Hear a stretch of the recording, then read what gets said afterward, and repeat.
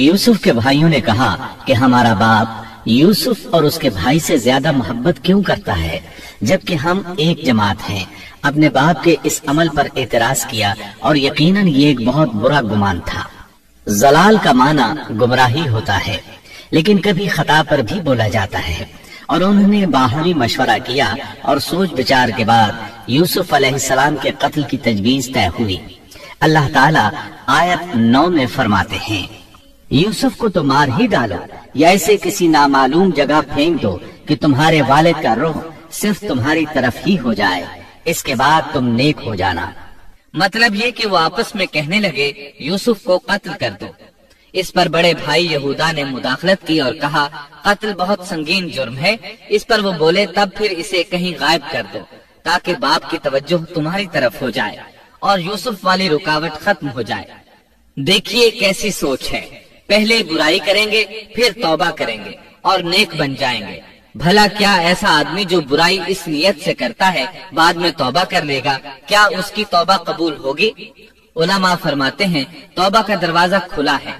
अल्लाह ताला रात के वक्त सदा देता है कि दिन को बुराई करने वाले तौबा कर ले, और दिन को आवाज देता है रात को बुराई करने वाले तौबा कर ले। कोई तौबा का दरवाजा बंद नहीं कर सकता। यहाँ तक कि इंसान जितनी बार भी गुनाह करके तौबा करे, अल्लाह कबूल करता है। इसलिए अल्लाह ने उनकी तौबा कबूल कर ली।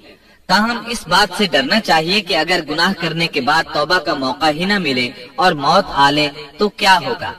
ये बात निहायत ही खौफनाक है कि तौबा का मौका ही न मिले। अल्लाह ताला आयत नंबर 10 में फरमाते हैं, उनमें से एक ने कहा, यूसुफ को कत्ल तो न करो, बल्कि इसे किसी अंधे कुएं की तह में डालाओ कि इसे कोई आता जाता काफिला उठा ले जाए। अगर तुम्हें करना ही है तो यूं करो।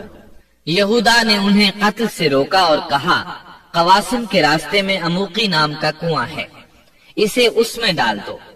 कोई गुजरता हुआ काफिला इसे उठा ले जाएगा। इससे नजात ही पाना चाहते हो तो ये काम करो। सब ने इस बात से इत्तेफाक किया। अब अपने बाप के पास गए। बाप से उन्होंने जो कहा आयत 11 और 12 में आता है। उन्होंने कहा, अब्बा, आखिर आप यूसुफ के बारे में हम पर एतबार क्यों नहीं करते?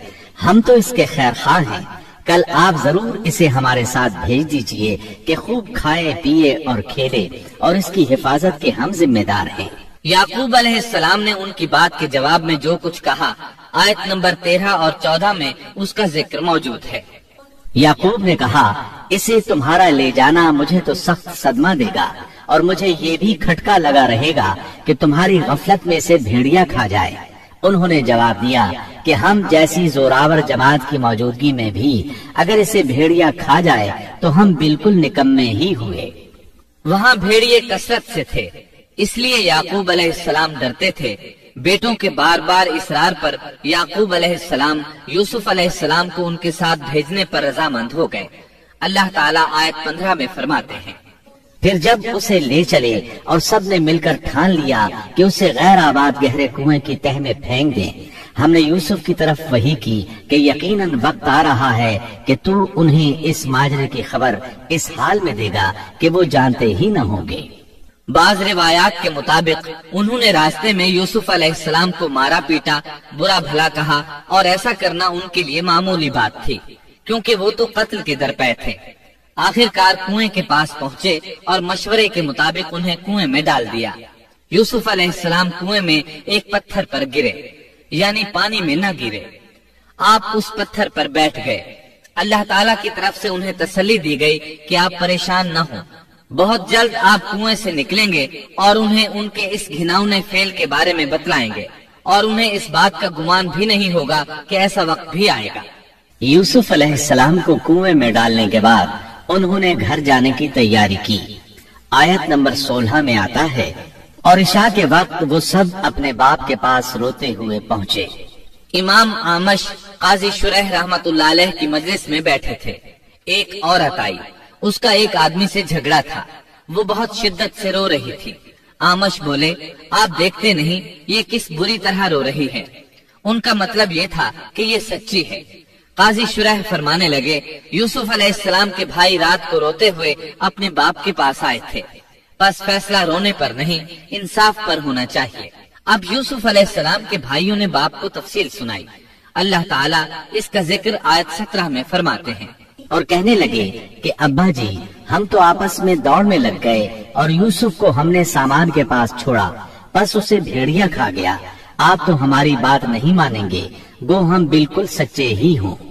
سو انہوں نے یہ بات بتائی، لیکن اس سے جھوٹ صاف ظاہر ہو رہا تھا، جیسا کہ اگلی آیت میں ہے۔ اور یوسف کے کرتے کو جھوٹ موڑ کے خون سے خون آلود بھی کر لائے تھے۔ ابن عباس رضی اللہ عنہما فرماتے ہیں کہ انہوں نے بکری ذبح کی اور یوسف علیہ السلام کی قمیص پر اس کا خون مل لیا اور خون میں لت پت قمیص یعقوب علیہ السلام کے پاس لے آئے۔